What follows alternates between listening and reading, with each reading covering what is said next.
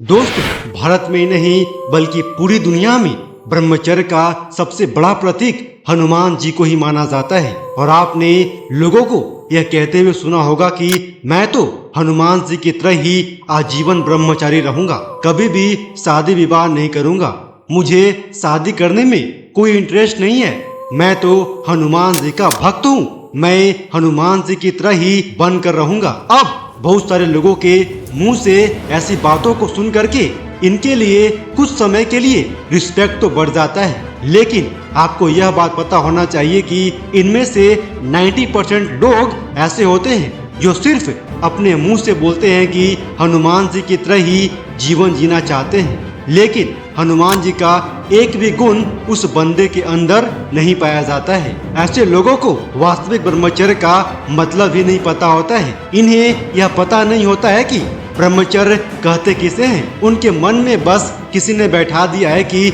अगर तुम्हें ब्रह्मचर्य को फॉलो करना है तो तुम बस विवाह मत करना, शादी नहीं करना। लेकिन दोस्तों, सिर्फ विवाह न करना, शादी न करना, बच्चे पैदा न करना ही ब्रह्मचर्य नहीं कहलाता है। अगर इस दृष्टिकोण से आप देखोगे तो आप कहोगे कि भगवान राम जी भी ब्रह्मचारी नहीं थे, भगवान कृष्ण भी ब्रह्मचारी नहीं थे, भगवान शिव जी भी ब्रह्मचारी नहीं थे, बल्कि आपको पता होगा कि हनुमान जी भगवान शिव के ही एक अंश माने जाते हैं। दोस्तों, इस तरह की गलत धारणा अगर आपने भी अपने मन में बिठा लिया है तो मैं आपसे रिक्वेस्ट करूंगा कि आप आज ही इसे हटा लीजिए और ब्रह्मचर्य का सही मतलब क्या होता है इस वीडियो के माध्यम से मैं आपको समझाने का प्रयास करूंगा। दोस्तों, चलिए मैं आपको हनुमान जी के 6 गुण के बारे में बताता हूं, और अगर इन 6 गुण में से कोई एक गुण भी आपने अपने जीवन में डेवलप कर लिया, अपने अंदर विकसित कर लिया, अपने जीवन में धारण कर लिया, तो विश्वास मानिए आप भी किसी ब्रह्मचारी से कम नहीं होगे। दोस्तों, सबसे पहला गुण हनुमान जी के अंदर यह था कि हनुमान जी हमेशा पॉजिटिव सोचते थे। अगर हम बात करें रामायण की घटनाओं की, तो जब भगवान राम ने सीता माँ की खोज के लिए वानर के दल को भेजा था तो उस वक्त बहुत सारे वानर लोग समुद्र के तट पर जाकर के निराश हो गए थे, हताश हो गए थे। उन्हें ऐसा लग रहा था कि अब माता सीता का खोज नहीं किया जा सकता है। लेकिन उस पल उस स्थान पर एक ऐसा बंदर भी था जो हमेशा सकारात्मक सोचता था, और हनुमान जी ने सोचा कि अगर हम इस समुद्र को पार करके श्रीलंका नाम के टापू पर जाते हैं तो सीता माता का पता लगाया जा सकता है। और बस अपनी छोटी सी पॉजिटिव विचार को लेकर के हनुमान जी श्रीलंका में गए थे। आपको पता होगा कि हनुमान जी अपनी सकारात्मक सोच की वजह से ही माता सीता को खोज पाए थे।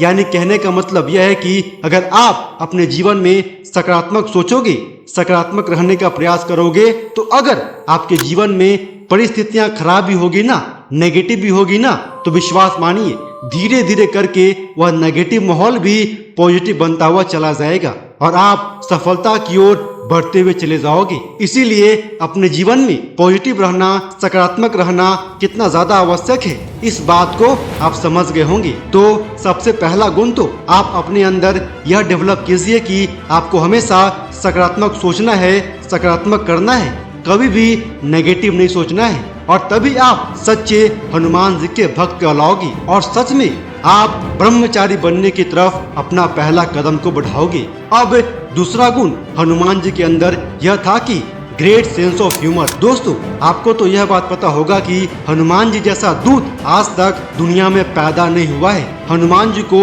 इतिहास का सबसे बेस्ट दूत माना जाता है, और सफल दूत वही बन सकता है जिसके पास ग्रेट सेंस ऑफ ह्यूमर हो, यानी कि बहुत कम टाइम में एक अच्छा डिसीजन लेने की जिसके अंदर काबिलियत होती है ना, वही एक सच्चा दूत कहलाता है, और उसी के पास एक बेस्ट सेंस ऑफ ह्यूमर होता है।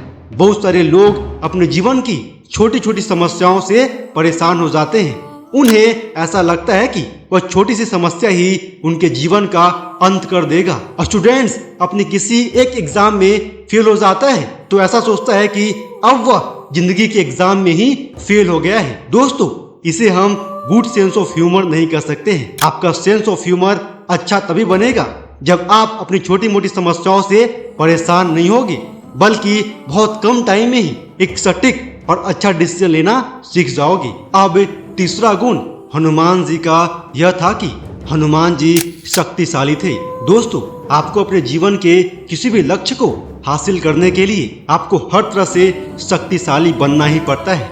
आपको मेंटली, फिजिकली और स्पिरिचुअली हर तरह से खुद को शक्तिशाली बनाना पड़ेगा।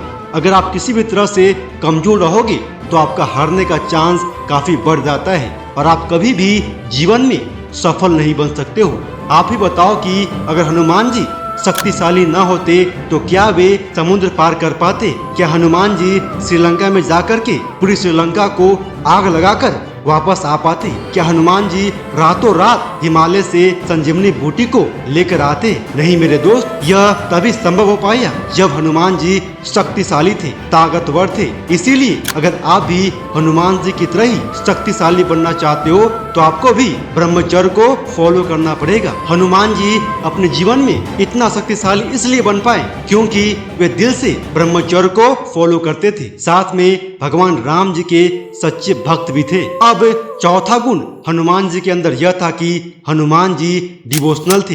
दोस्तों, जो बंदा डिवोशनल होता है ना, यानी भक्ति भाव में डूबने की जिसके पास कला होती है ना, उसके पास भगवान के गुण को अपने जीवन में धारण करने की काबिलियत होती है।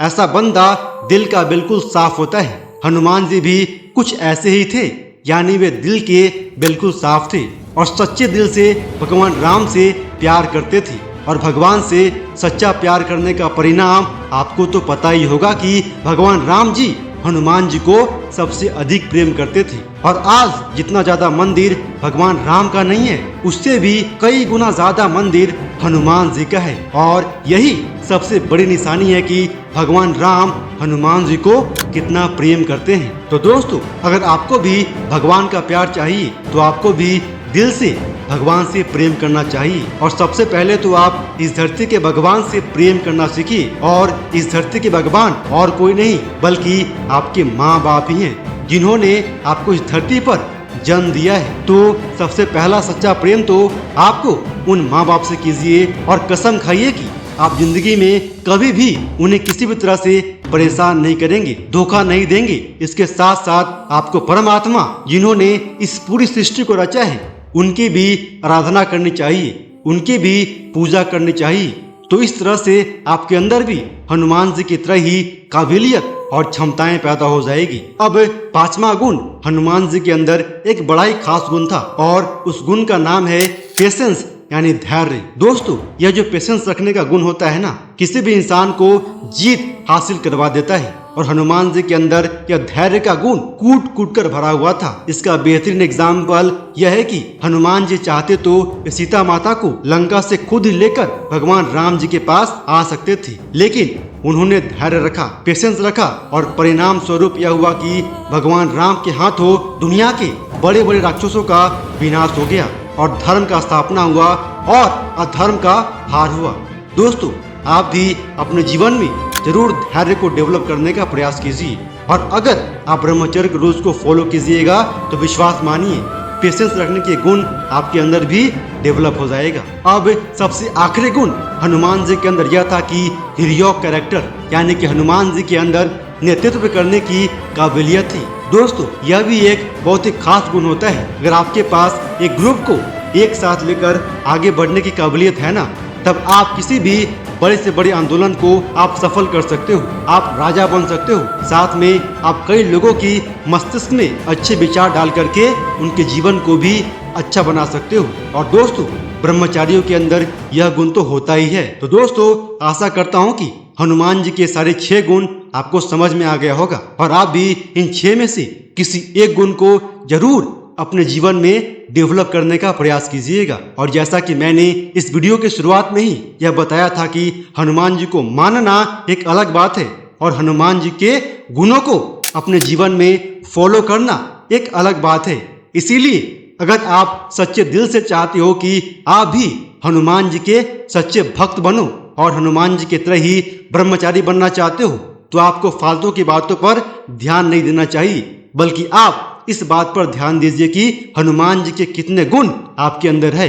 अगर कोई गुण नहीं है तो उसे धीरे धीरे करके अपने अंदर डेवलप करने का जरूर प्रयास कीजिए। इससे आपके अंदर भी हनुमान जी की तरह ही काबिलियत और गुण पैदा हो जाएगा, जिससे आप अपने जीवन में किसी भी सफलता को हासिल करके दिखा सकते हो। जय हिंद।